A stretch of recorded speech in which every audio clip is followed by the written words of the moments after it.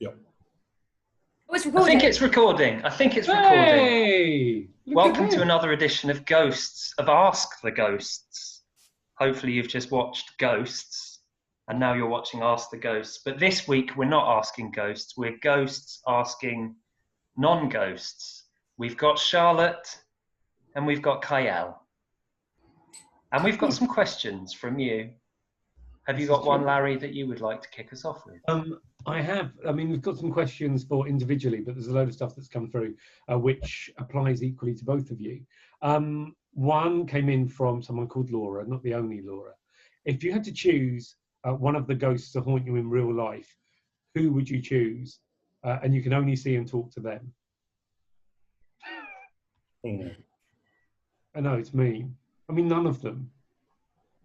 None of them. There's no good choices. There's no good choices. I think there is. I think Pat.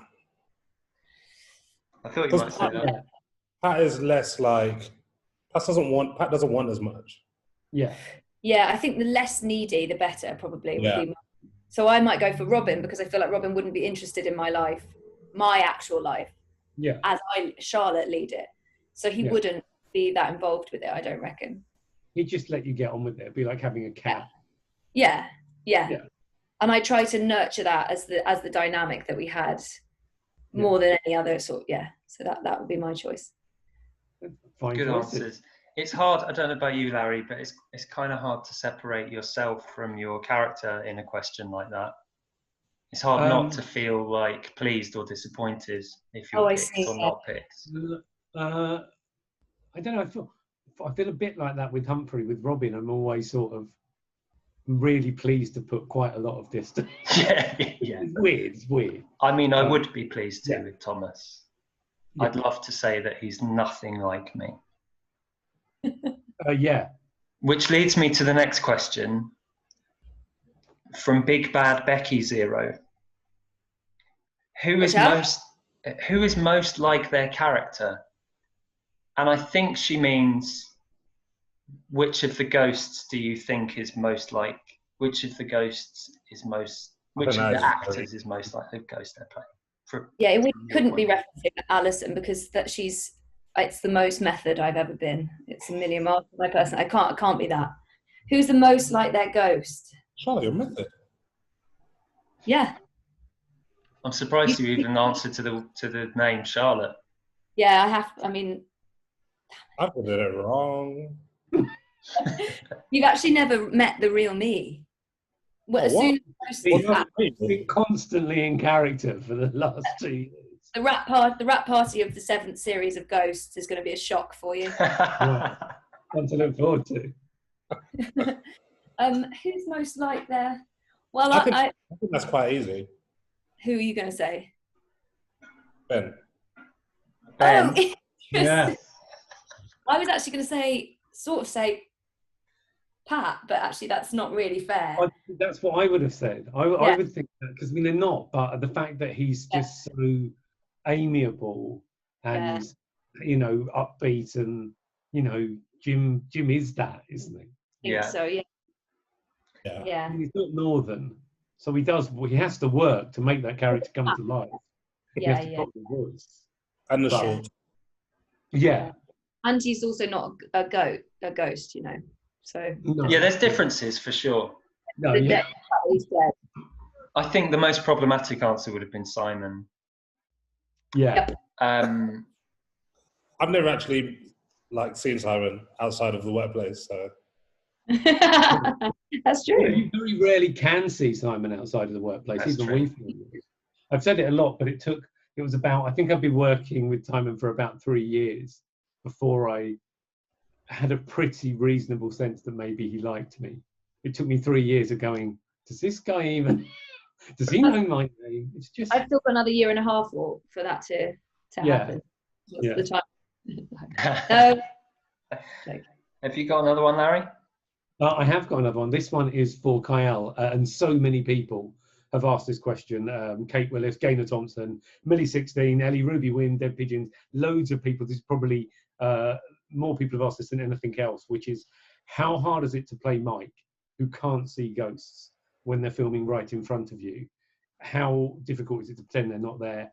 And secondary to that, which ghost puts you off the most? I'd love to say it was easy to do, but it's actually the hardest thing I've ever done. Yeah. And I don't envy you. I remember the scene in the first series where we are in the car, as Alison wants to go back to the hospital, and when Matt puts his head, Thomas puts his head through the car window, and bit, I was sure that like whatever I did would be wrong. I was like, "There's no way I can do this." Well, it's such a weird. You did it. Yeah. When someone's like that, the natural instinct to interact with them in some way is so natural. Yeah, it's really hard. And when we came back to it the second time, it was sort of like I had to remember because not only like it'd been it'd been like a few months since I'd done any acting anyway. So remembering how to act and then remembering how to act. They say acting is reacting, and we've given you a job where you're not meant to react to 90% of the cast in any given scene with you. Unbelievable. Also, my favourite thing I noticed which I started realising you were doing, is that the mic thinks the ghosts are sort of floating. So often it's addressing them up there. We literally, Jim and I are writing a draft of an episode at the moment. We literally just put a line in where Thomas goes, "Why does he think we're floating in space?" I love it. I didn't realise that. It's so good. One of my favourite things to do when we're watching back through stuff is to look at Kiell during scenes and only look at Kiell and try and work out what is his motivation to feel those moments where he's like, "I can't speak here because ghosts are speaking, but I don't know they're speaking." It's a little mini game.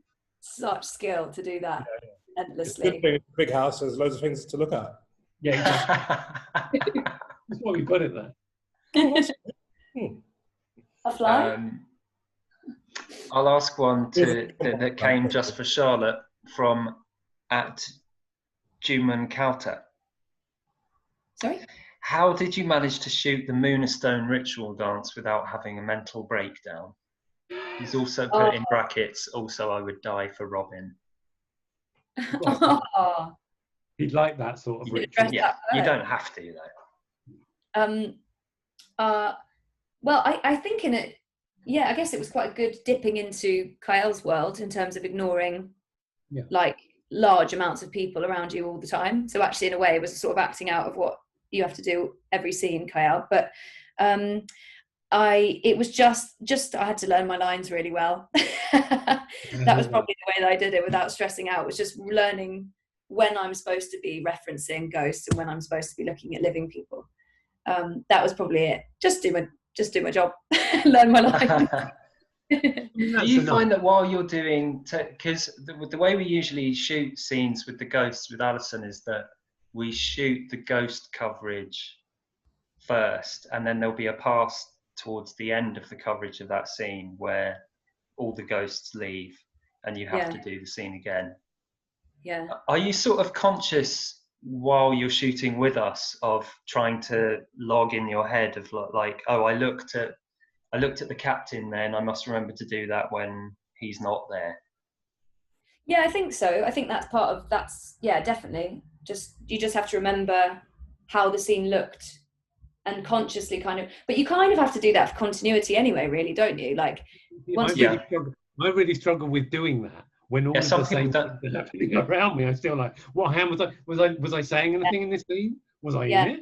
Whereas I think if you then change things, I think I just have to go home.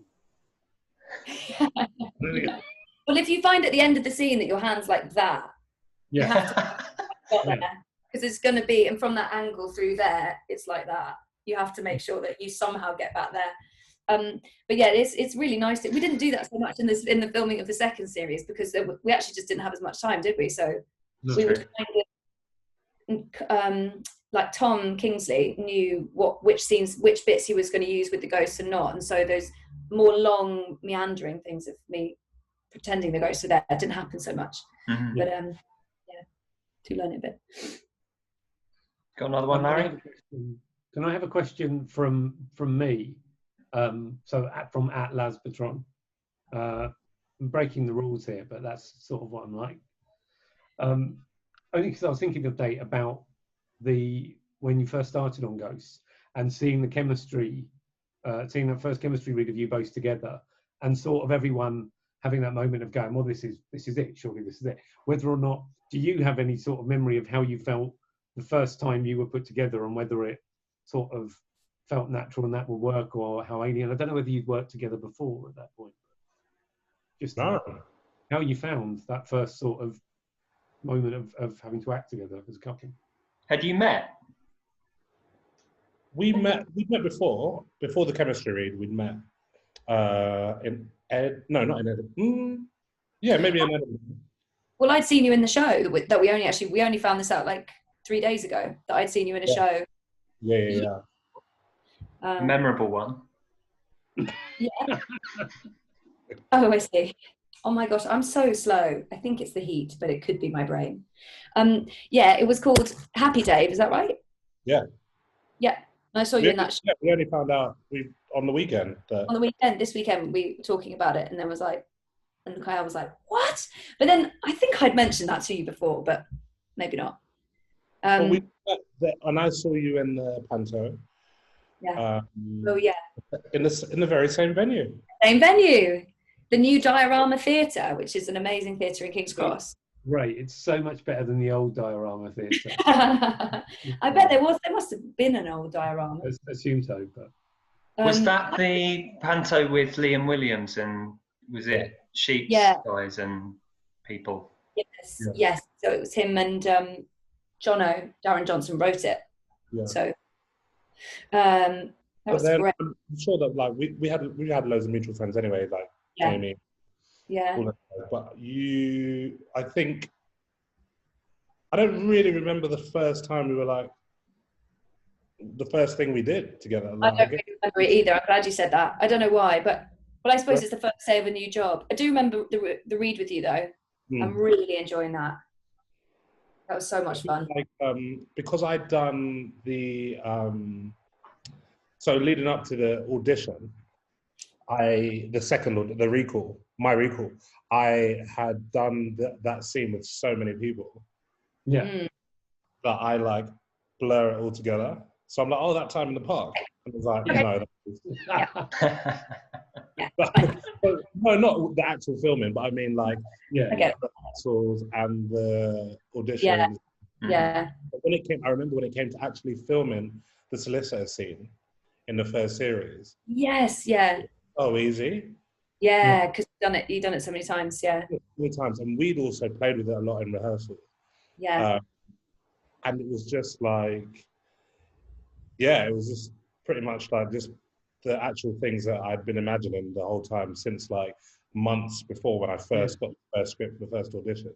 I think that's been especially because obviously watching the first episode again week before last, for the first time since it went out, originally, that scene does feel, one, it's really, really funny. I do love that scene, but also it just feels really natural. And that was shot really early on, wasn't it? So, yeah. Basically, we had done so many rewrites on that scene as well. I remember being so happy when we saw the rushes and how it worked, because I think sometimes that happens because it's a pilot and you're trying to set up characters as swiftly, character and story, the whole of the premise of the show is happening in that scene, alongside trying to set up who Mike and Alison are in a way that's both kind of real and funny. And because it had happened loads of times in the auditions, we had tweaked it so many times and changed it so many times, and then we played with it in rehearsal, we heard it in the read through, and I think we kept saying to you guys, if you want to make it funnier, just do that. Because we were just we'd got to a point where we just couldn't, it had just become meaningless babble in our minds. We'd heard it so many times. This is no disrespect to you guys, but the scene is made by the crunch that Kiell does on the potpourri. and unfortunately, that's not that. No, That wasn't. yeah. So we said in the script, very, very slow and funny bite. You know? Slow and funny bite. But there you go. Yeah. Maybe that's funny. You're right. Written scene, wonderful scripts. Now that sounds sarcastic. I do actually obviously think that, but. I've got a question for both of you from I'm tired 935075554. Oh my God, that was my childhood telephone number. Do you ever get costume envy? No. Good question. No, I don't. Actually. Wow. Sorry, I no, especially as a woman. I think all three of the women are wearing some kind of corset. If not, at least Lolly are wearing like ridiculously corsets, which are like famously mad things to have to wear, and were obviously ended for a reason. Yeah. So, but I think there's maybe sometimes I quite like Ben's army uniform. I like the idea of that structure. I mean, it's great. You don't want to pop Pat's shorts and scarf and get your knees out. Today, Pat's costume is really appealing because it's just quite airy. In fact, Julian's costume is really appealing today. Yeah, I was thinking that. Yeah. I don't at all. I'm like, I love just showing off with what I've got next. Yeah, that's great. You see, that's why I get costume envy, because you get to change costumes. Yeah. Although, to be fair, Larry, you get to change more than the rest of us. No, that's true, I suppose. But when I say get changed, Humphrey is usually just you in jeans and a t-shirt. Spoiler. Yeah. It's a bit weird that I find that more freaky than Robin. The fact that it's sort of period from the neck up, and then it's like jeans, grey t-shirt. That's just Larry. The costumes are absolutely incredible, though. They're becoming quite iconic in my head. You've got a great bit of costume, Kiell, in one the red tracksuit. Yeah. Love it. There are some fun items. Yeah, that's to come. The green tracksuit that I wore last in series 1. Yeah. That I was like to Lucy, we don't actually need this back, do you? Like, take it up. You love it as much Have you as not you been do. able to keep any? None of the tracksuits. But a lot of the socks. They'll sometimes sell you a costume at the end of a shoot on some jobs. Yeah. Not this one. Socks definitely make their way home with me. Sorry. Wow. You asked. Costumes. Have you got another one, Larry? Yes, Jarina 149, which was my fax number. Who is your free pass in real life? Obviously a reference to a plot point in the first series there. Yeah, that's a good one. Do people actually have this in real life? I don't know. I know people who say they do. Who claim they have something to say. I don't. I simply don't have the imagination for it. That's a dangerous game to play. Yeah. Yeah. I have to come back to you on that one. It's okay. You can email us later, and we'll just. I'll email you later. Yeah. Just tweet the name, just the name. Yeah. Like, but in a month's time, and people who have been really, really watching and looking out. Yeah. Okay. What? Oh, Ava Harvery 22.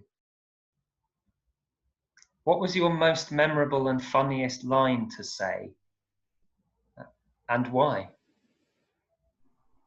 It sort of changes for me, but this is based on sort of like when I watch it.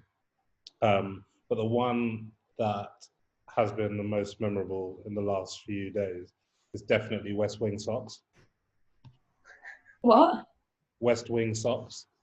Oh, when I'm sparkly through the fuse, when you're like showing the fuse box. Oh yeah. We just go West Wing socks. On the fuse box. Fuck it. Hi. I think mine is actually, well, it's not one I say. I think it's the scene with Barclay actually as well, where I say like, "Do come in on." I like saying that. Yeah. Like saying that. But I really, really like the sequence of events where Kitty says, "Can I see the bottle of wine?" I pass it to her, smash it on the floor, and then Kiell says, "Sorry, excuse my wife, she had an accident." Halfway through, looks up at her pigeon. Yeah. It's just, I loved that. You did get there was a couple of questions about that scene, and one of them was just basically going, how did you do that one? How did you get through that one? Because it is a beautifully timed bit of interplay. Yeah. And it really, I always liked how well it sort of demonstrated that difficult dynamic between someone who can see them but is concentrating on someone else, other people in the scene who can only see one of the two people having the exchange, and the sort of the different reactions that you get from that. It's a fun little interplay. That I love that one. Yes. Oh, now they're all running through my head. All of the. Yeah. There's a few from other characters as well for me. Well, that's fine. There was a question I was going to ask about whether you've got favourite episodes or favourite bits of scenes. So it doesn't have to be something removed. There's something that just sticks in your mind. Yeah, I really like the wow from when Pat Never had such a short word taken up so much duration of a shooting day. Oh yeah. Wow. Wow. And the problem with Jim is once he knows that he's getting a rise like that out of us, he just adds 5% in time. Oh, the pain. It's the same with Damn Your Eyes. I always remember that. Oh yeah. And Tom just going, do one bigger. Like he was. I couldn't believe that he wanted a bigger one. I've spent so much of my career saying to myself, do less, always do less. And then Tom's going, let's just have a really massive one. It's like, that's already the biggest piece of acting I've done in my life. And to be fair to him, I think is it the biggest one that is used? I think he did, yeah. Having got you to that point, did go, yeah, that's the one for me. And it's a lovely little moment. It's a bit weird, mate. I'm waiting for that to become the go-to GIF when question time is on. I'll answer the question, Dan. I got or MP or Prime Minister's questions. Yeah, I did get sent that as a GIF the other day for the first time.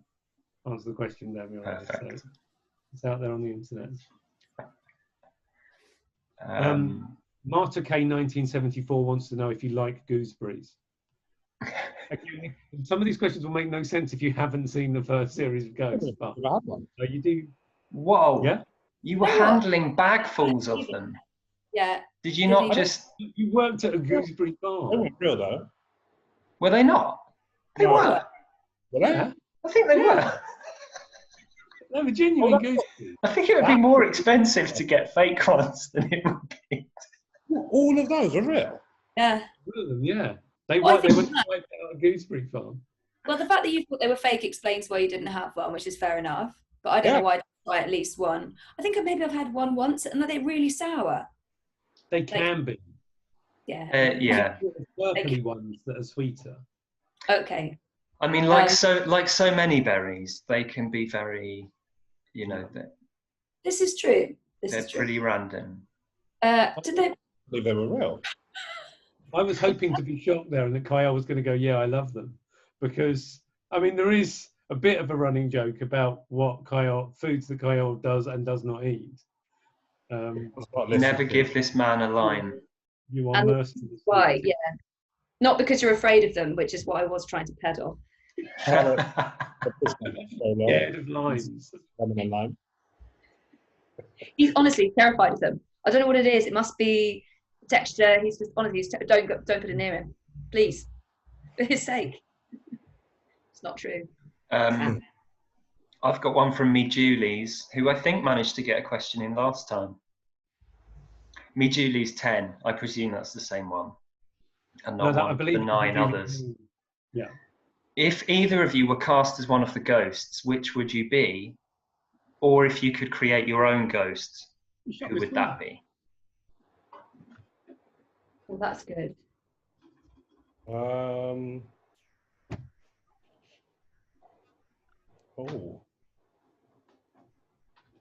if I was one of the existing ghosts, I would want to be Humphrey. Reason? Because he's beautiful. Fun to just like be Lie ahead of down. him. Have a lie down. Just like wobbling around the house. Get to work. Have a lie down. It's mainly contortion, Humphrey. It's mainly trying to get your head into the weirdest position you can, so it doesn't look like you've got a body.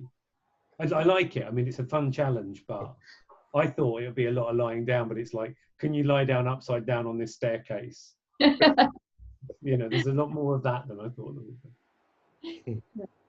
would be. I'd be Mary, I think, because she sort of exists slightly in her own world, and would have been around during the Puritan. That would just be a really interesting time to have witnessed.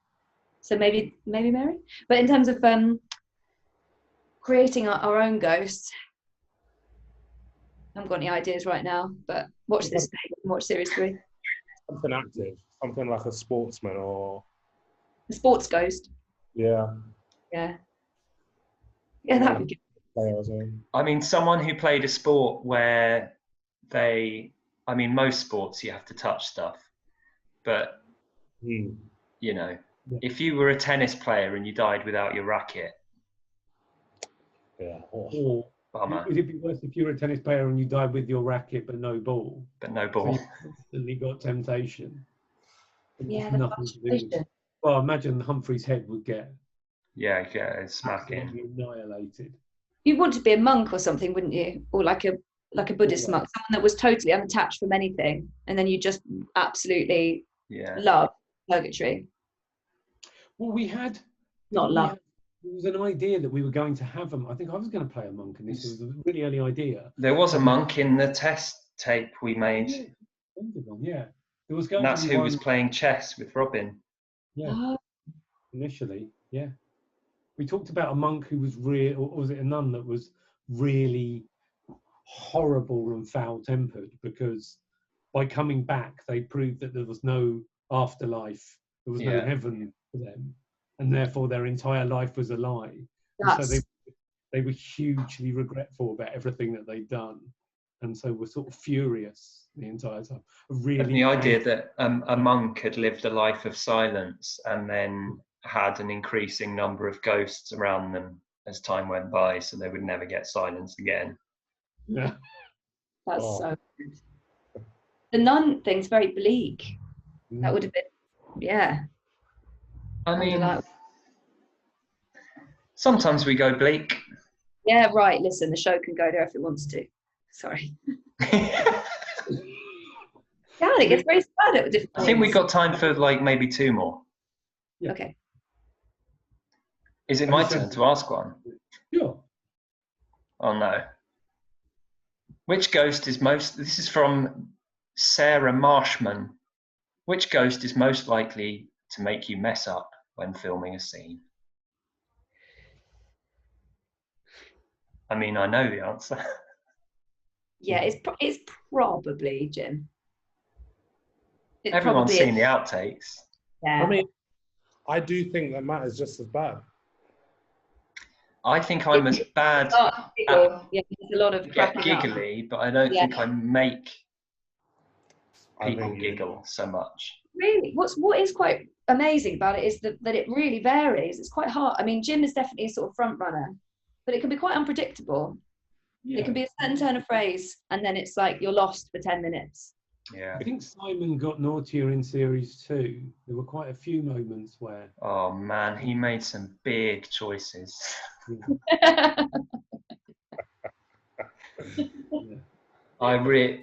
There's one line reading in particular that I can't wait for people to see. Yeah. There are those scenes where you just know that will be a scene that has lots of outtakes that you can just tell. There's also something, I wish we could talk about the stuff that's coming out, but something Lolly does that just every time slayed me. We're looking at that today, actually. This is really weird. It's sort of talking to you. When you first popped up, I honestly felt like a little bit fluttery of heart. I was like, oh, I haven't seen them in so long, but equally, we've been looking at you like every day for the last 4 months. Yeah. It's really, it's really strange. You're kind of here and not here. I mean, it's nice to see you as real people because you've been saying the same thing a lot over and over. Right. It's weird.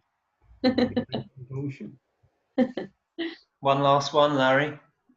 Yes, Trudy Meredith want to know, can fans hope for merch soon? Like a Cluedo game called Pushy or No Pushy, or a Pat doll that says he's put an egg on it. So any ideas for Ghosts merch, please, and we'll take notes.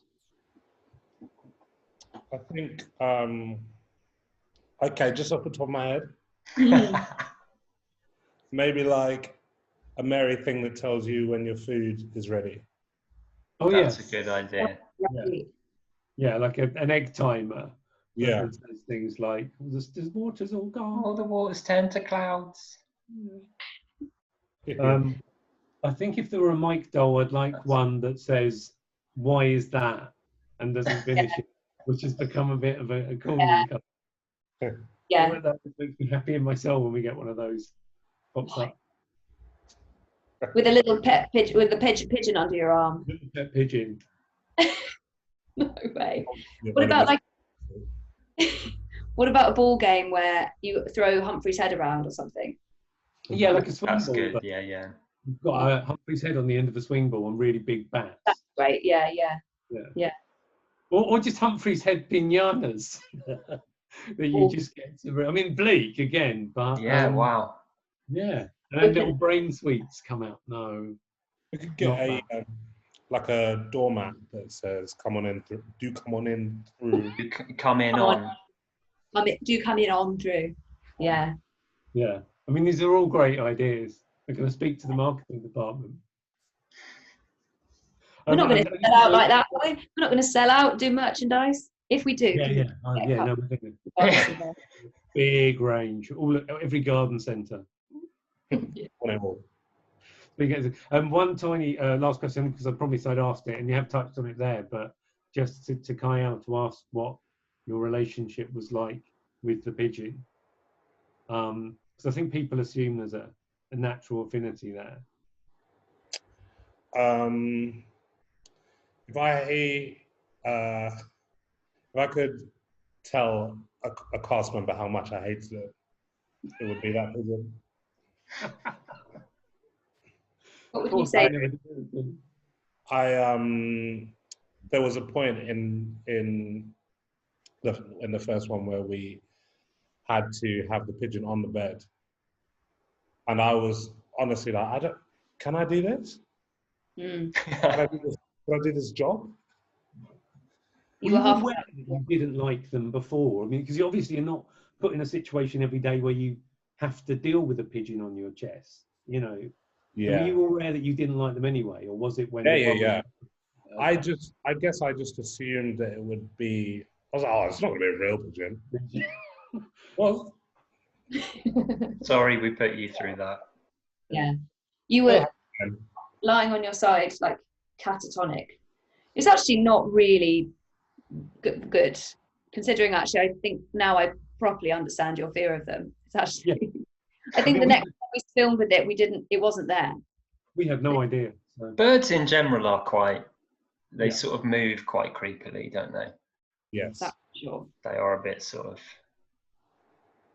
anyway, I think we've probably stolen as much of your time as we can.